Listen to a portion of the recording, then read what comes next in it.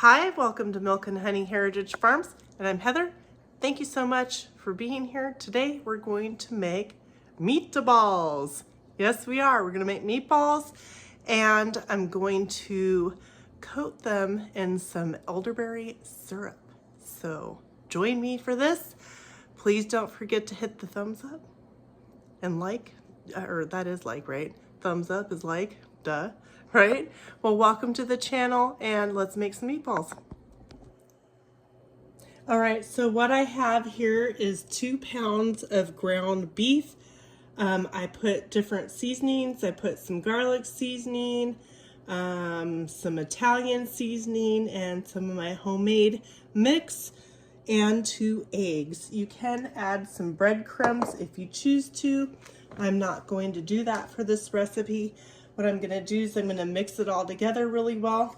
And then I have this little dealy mabob that's round that I will put the meat into, and I'll press it tight to make meatballs, and then I'm going to fry them up so that they're light brown on several of the sides of each meatball, and then I'm going to pop them in the oven for a bit to make sure they're cooked all the way through. Let me bring you back when I get them into here, and I'll show you how to make a few of the meatballs as well. All right, so let me show you how I do this. And you can put your hands in there and make your meatballs, or you can put some gloves on and make your meatballs, and try to keep all your meatballs approximately the same size, so that way when they're being cooked that they cook evenly with each other. So that's, you know, because some, if they're all different sizes, some will cook faster and some won't. So trying to get them about the same size is a good idea. But I like this little, I don't even know what this is called, meatball maker. Meet the ball maker. So anyways, what I do is I push down on one half of it as tight as I can. Yes, it's going to spill out that part. And then I turn this, and then I stuff this side. I pack it in there really good. And then you're going to squeeze it together, right? You've got all that coming out. You just take your spoon. Well, that's what I'm using. You can use a spatula or whatever you want, but I find this is easier to do like that. And then can you see the pan? Okay. And then I just open it up and voila, meet the ball. So I'm going to get these all made up. We'll cook these up, and then I'll put them on a cookie sheet to stick them in the oven for a little bit to make sure that they're cooked through the centers. All right, I've got all my meatballs starting to brown up on one side. I will turn them in a little bit, but I'm going to take you along and show you the rice. Okay, so I am using a rice maker, but whenever you make rice, even if you're not using something that cooks the rice for you, if you're using like a kettle, you want to rinse your rice, because you want to get the starch off and any little bits from machinery or whatnot that may have gone into there. But usually it's just to get the starch off. And so you just kind of pour off some of that, and you keep doing the rinse, and you just swirl it around, and you just keep doing it until the water runs clear. Okay. And that's that. And I'm gonna cook my rice in a what is it called? Aroma rice cooker thingy. Anyways, for this recipe, we're gonna use the little machine. I don't fill the water all the way up. I just do it about 1/3 of the way up. It's getting clearer.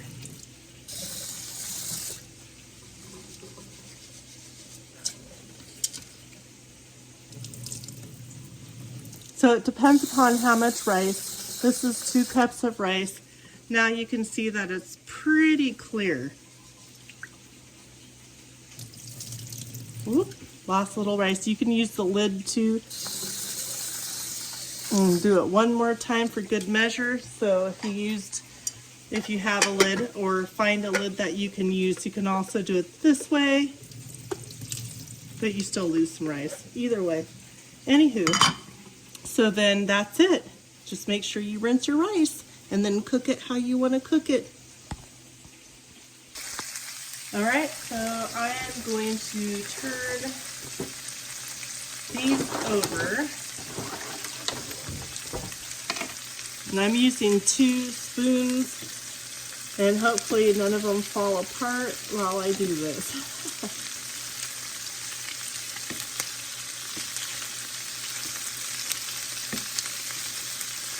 You can put whatever seasonings you want. You can even dice up onions or bell peppers or long green onions really small and mix them in the mix of ground beef. If you use ground beef, you can use ground whatever kind of meat to make meatballs, obviously. What else did I tell you? I didn't add any oils or grease or anything in here.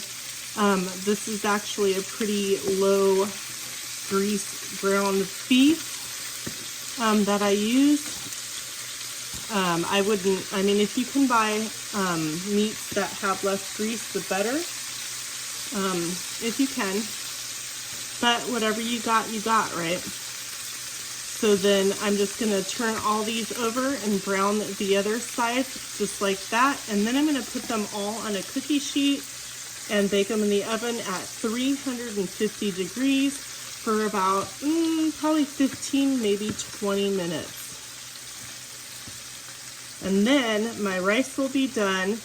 I'm actually going to coat these. I'll bring you guys back and I'll show you. I'm going to coat them with some elderberry jelly that I had made. And the flavoring, I think, is going to be delicious. And then just set these on top of some rice. I'm going to do just a light salad on the side. So I'll bring you back when I put these on the cookie sheet and coat them with the elderberry jelly. All right, so I've cooked both sides of my meatballs. I took my elderberry jelly and I put some of it on the bottom, and I'm going to kind of spread it.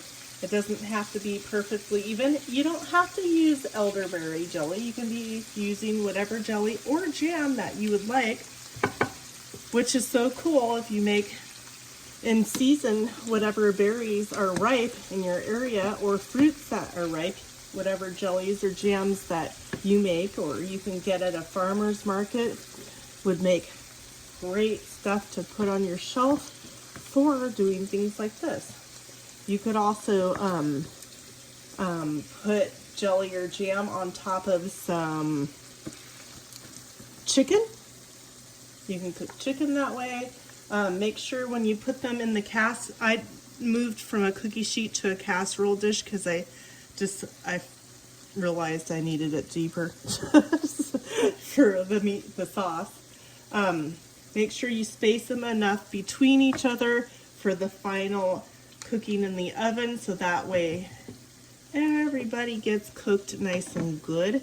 So we're just putting all of them in here.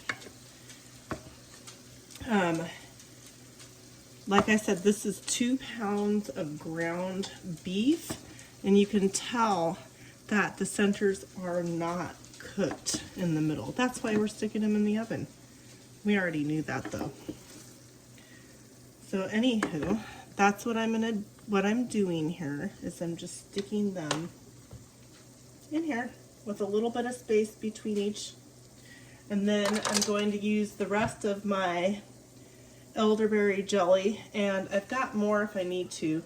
And I'm not going to be neat about it. I'm going to be sloppy about it so I can get some on all of these meatballs, okay?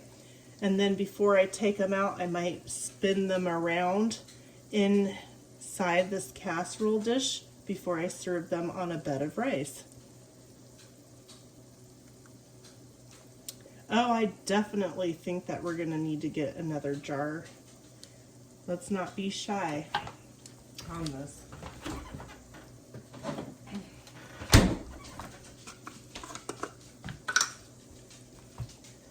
And you can mix different jellies or jams too. I mean, if you don't have enough for one type of a dish that you're making, use 2 different kinds. Mix them, like some spicy with sweet, or however you want to do it. So there this is. So I'm going to pop these in the oven at 350 degrees for about 15 to 20 minutes, and voila, then my rice will be finished and we can plate it up. So stick with me, make sure you watch the whole video because it's going to be delicious.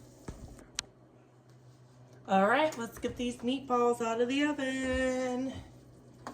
And it looks like we have a beautiful elderberry jelly glaze on top of our meatballs. Look at that. So I'm going to set this casserole dish on some hot pads. I've got some salad made, and I've got my rice all ready to go.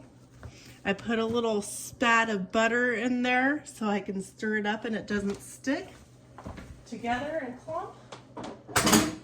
So let's stir the rice up a little bit and then we'll plate it up. And look at this. Look at that. Can you see that? Yum. Yum. So I will scoop some of this onto the rice as well. It's going to be delicious, I hope. I think so. Get a wooden spoon. Mix that butter, just a little pat of butter, maybe a couple pats of butter, if you, depending on how much rice you do. That way it'll be nice and good. All right, so there's the rice. Let me grab a plate. All right. So you can use an ice cream scoop or some sort of spoon to put your rice on your plate. I'm going to use an ice cream scoop. Watch, I'll show you. So you just dig into there and push it against the side, right? And then you go right in the center of your plate. You can do 1 or 2 scoops. I'm going to do 2 because the meatballs are pretty big, right next to each other. And then if you take the back side of the ice cream scoop and you kind of push down, it makes it a little bit more neat. I don't know if you're wanting to make it look cute, you know. And then we're gonna grab a few meatballs. We're not gonna be shy about it whatsoever because, you know, you want some meatballs. And then we're gonna scoop up some of this juice, right? And then we can put some salad on the plate as well with whatever type of salad dressing or vinaigrette, whatever you want, or maybe even just a little bit of pepper and lemon.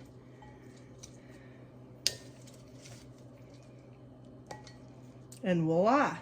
There it is. What do you guys think? I know, don't mind the dirty pan that I cooked the meatballs in. Haven't gotten to it yet. Anyways, so this is my meatballs and rice. I hope you like this recipe. Thank you so much for joining me. Have a wonderful day, and I will see you on the next one. Don't forget to hit that thumbs up, like, share, subscribe, you know, all the things. And a comment. I love seeing your guys' comments, and have a beautiful day.